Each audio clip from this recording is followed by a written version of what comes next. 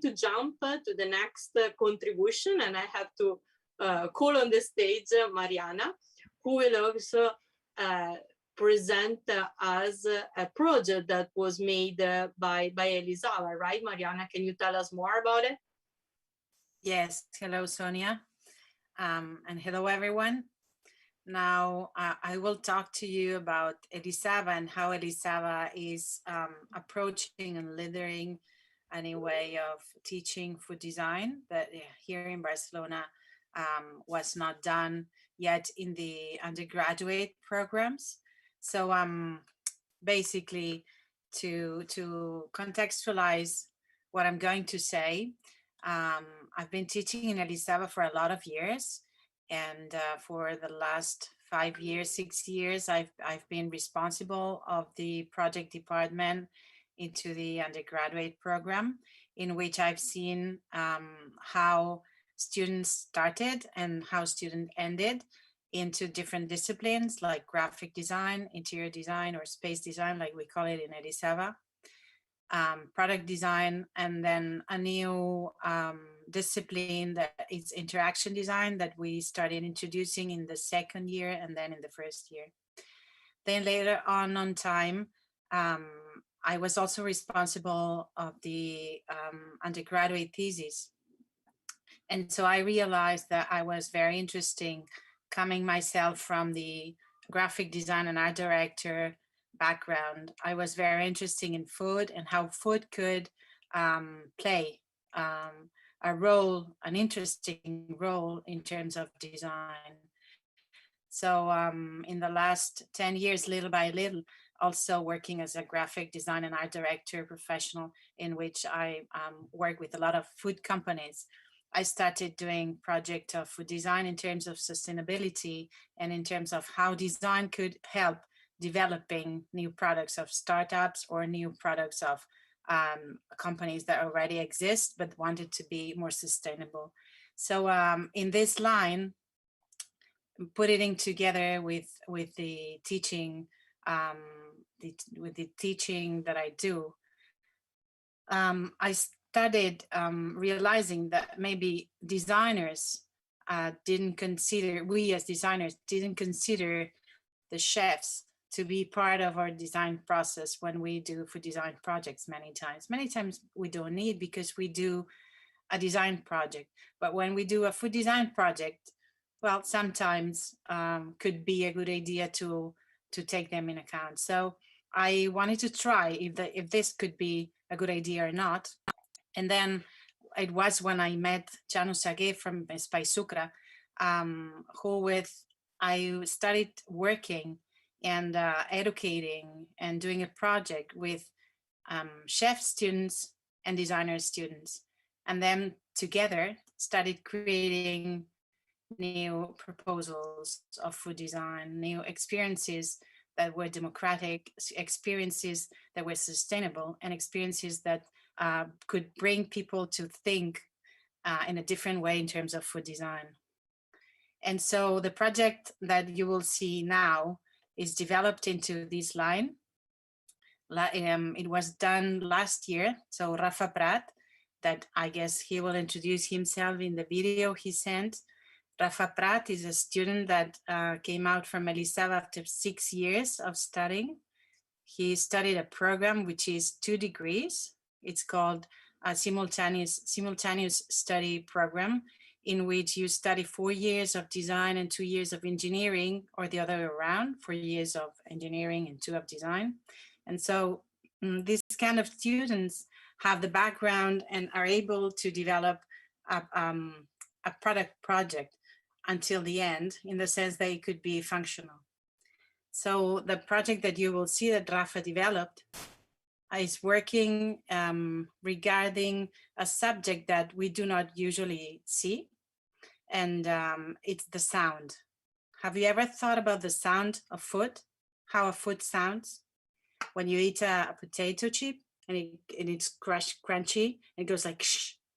If it's very crunchy, you know that it's fresh. And if it's not so crunchy, you know that maybe it's there for some days.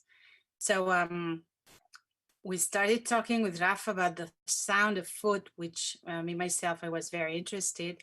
And we were a team of tutors in which there was also Adriana Ster, Raquel Llaveria, and also Ignacio de Juan Crees. And it was very interesting. And Javier Jimenez Iniesta, who is an architect. So it's a little bit what Javier was talking to us before. We were like a team of different people trying to help the students go on. And so also Espai Sucra, so the chef was present in there. And Rafa started doing this project with a chef student too. So them both started creating an experience in which we could see how a food sounds. So I will leave you with the video of him, and I hope that these kind of projects could be developed in many senses. For example, in this sense, in this project, he discovered something that you will see. So at the end, I will talk for 1 minute. And there are other kind of projects like we told you about, voila, you know, this kind of projects that we try to do in Elizaba in order to be sustainable, democratic, and try to improve our world. So Ricardo, if you want to please play the video, I would really appreciate it.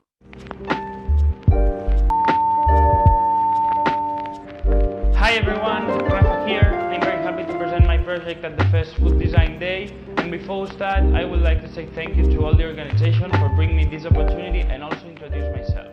As I said before, my name is Rafa and I have studied design and industrial engineering design at Elizaba. Soundametric Food was born as my final degree project and had the goal to study the sound produced by food while we are eating it. Now I will show you how we record that sound and also how we study it. Hope you enjoy it and see you later.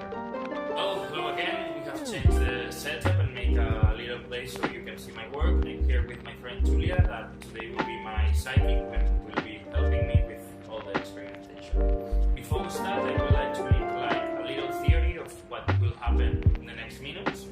When we talk about the sound of food, this sound is produced by two ways. One is the external one, that is the sound that goes outside the mouth and is listened by people near you.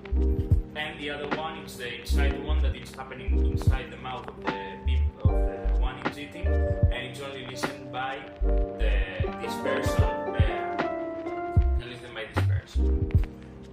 We developed an experiment because we answer ourselves. We make a question ourselves if the flavor was part of the influence of the sound. So we developed an experiment that was with 3 different textures and the 4 basic flavors, with our sour, salty, acid, and sweet. And we have people trying this while we were recording. But the question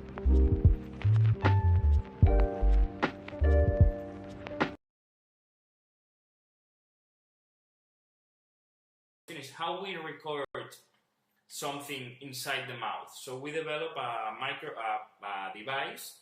It's called a vocal microphone. That is a little lavalier microphone with a tube of silicone that, like this, it's covered, and you can put it inside your mouth like this and record the sound.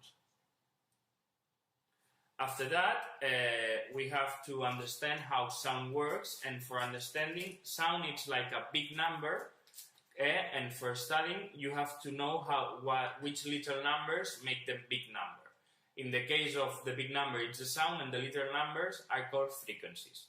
For making this or study the sound, it's used a mathematical formula that is called the fast Fourier transformer, which is in most of the programming programs, and we made a code that made a visual representation of sound, and so we can see where are the frequencies or how this sound that we recorded was made.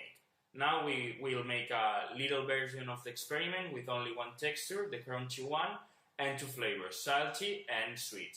Now Julia will eat this and I will record the sound, and after that we will continue.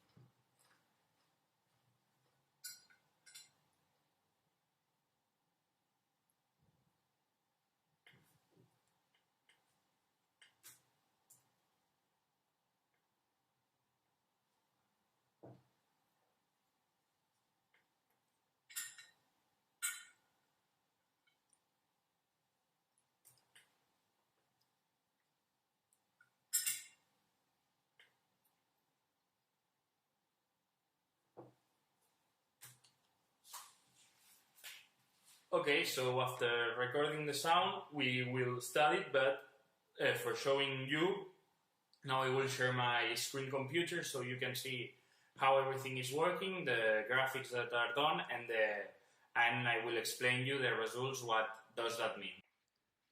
Okay, now you are looking at my screen, specifically the program that I use to record audio. These two figures here are the ones we have just recorded with Julia. This one, it's the salty sample, and this one, it's the sweet sample. To analyze it, we have to use a program that we developed which allows us to make a graphical representation of sound, so that we can simply visually see where the predominant frequencies of the audio are. The representation looks like this. Below, you can see and listen how these graphs are generated with the audio we have just recorded.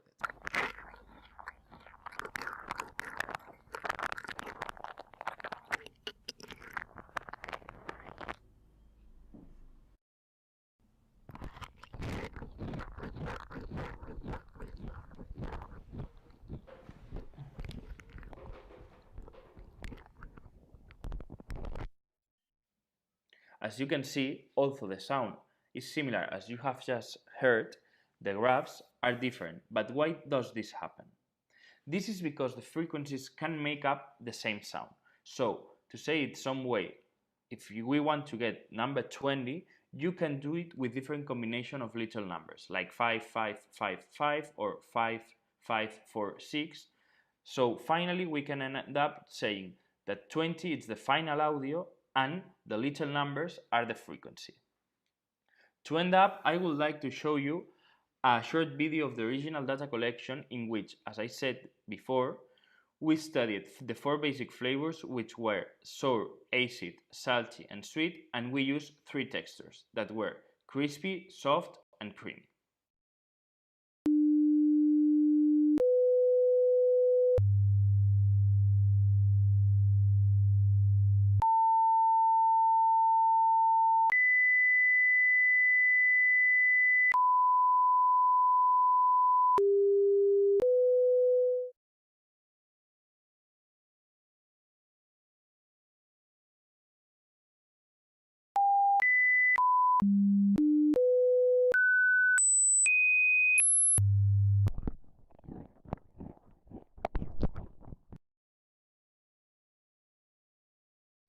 Looking at the original results, it's easy to see how the bitter and sour flavors are the most different, and the creamy texture is the one that is similar instead of the flavor.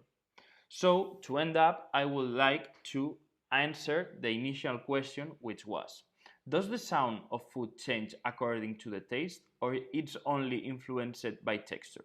The answer is the following one. The sound it's marked by the texture, but the frequencies that generate that sound changes because of the flavor. Well, that's it. Thank you for your attention. Hope you have enjoyed my presentation, and any question you have, don't be shy and answer me. Bye.